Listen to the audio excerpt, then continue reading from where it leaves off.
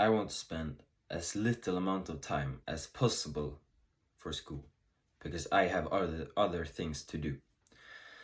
How do I do it? I still need to pass all of my classes and get a grade. Well, I've learned active recalling.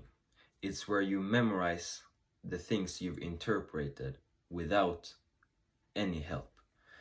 Take this for example. You've just read 5 pages from a book and now you close the book and try to recall every page that you've written so that you understand it.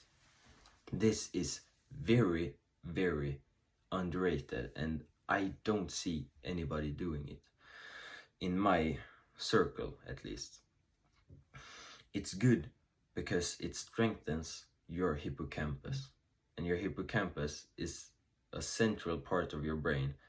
It's the central part of your memorization of the brain. It keeps all your memories and how you remember things. It strengthens, active recalling strengthens that part of the brain. And it also strengthens your interpretation by the angular gyrus and the fusiform cortex. This is how you take in the information.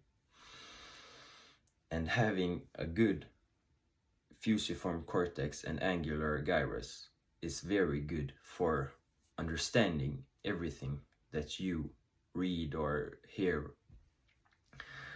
Now, before telling you how to use active recalling in action in class or in everyday life, I'll tell you the thing I do to build a foundation for my active recalling, and it's being present in class. I see so many people in my class just sitting playing games on during class and not learning what the topic is about. And I just find that such a time waster. When you're in there, why not just try to learn? So I'm always there asking questions, taking notes, and this builds a foundation. And I think you do this too. It builds a foundation for your understanding of the subject. And then you can go back and use active recalling on that to remember it. For example, you read through your notes and then you close it and you have questions written out about what you've just read. And now you try to answer them without any help.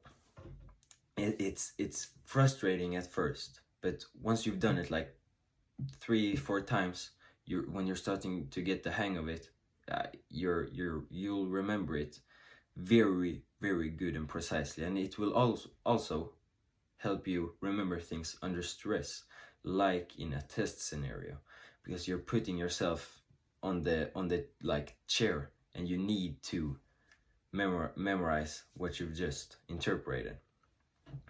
But how do I use it? Well, as I've said, I learn. I've not said this, but I learn very good when I speak.